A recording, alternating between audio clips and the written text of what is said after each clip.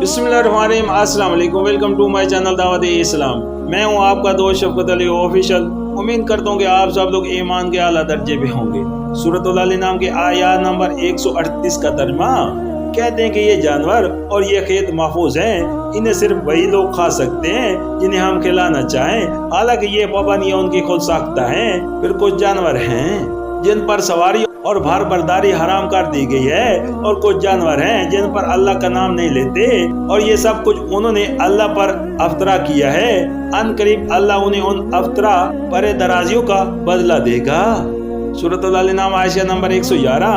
अहले अरब का कहना था कि बाज जानवरों के मुतल्लिक या बाज खेतियों की पैदावार के मुतल्लिक मानत मान लेते थे कि ये फला आस्ताने या फला हजरत की नियाज के लिए मखसूस हैं। उस नियाज को हर एक न खा सकता था, बल्कि उसके लिए उनके यहाँ एक मुफस्सिल ज़ाब्ता था जिसकी रूह से मुख्तलिफ नियाजों को मुख्तलिफ किस्म के मखसूस लोग ही खा सकते थे। अल्लाह ताला उनके इस फेल को न सिर्फ मुशरकाना फेल में शुमार करता है, बल्कि उस पहलू पर भी तनबिया फरमाता है कि ये ज़ाब्ता उनका खुद साख्ता है, यानी जिस खुदा के रिज़्क़ में से वो ये मनते मानते और न्याज़ें करते हैं, उसने न उन मनतों और न्याज़ों का हुक्म दिया है, न उनके खाने के मुतल्लिक ये पाबंदियां आयद की हैं। ये सब कुछ उन खुद सर और बागी बंदों ने अपने इख्तियार से खुद ही तनसीब कर लिया है। सूरत अल-नाम आयशा नंबर 112। रिवायात से मालूम होता है कि अहले अरब के यहाँ बाज मखसूस मनतों और नजरों के जानवर ऐसे होते थे जिन पर खुदा का नाम लेना जायज न समझा जाता था।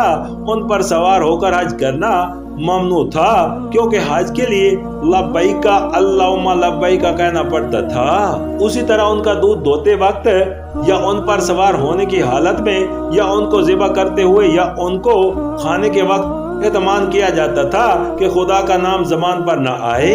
सूरत अल-नाम आयशा नंबर 113। यानी ये कायदे खुदा के मुकर्रर किए हुए नहीं है, मगर उनकी पाबंदी यही समझते हुए कर रहे हैं कि उन्हें खुदा ने मुकर्रर किया है, और ऐसा समझने के लिए उनके पास खुदा के किसी हुक्म की सनद नहीं है, बल्कि सिर्फ ये सनद है कि बाप दादा से यूं ही होता चला आ रहा है।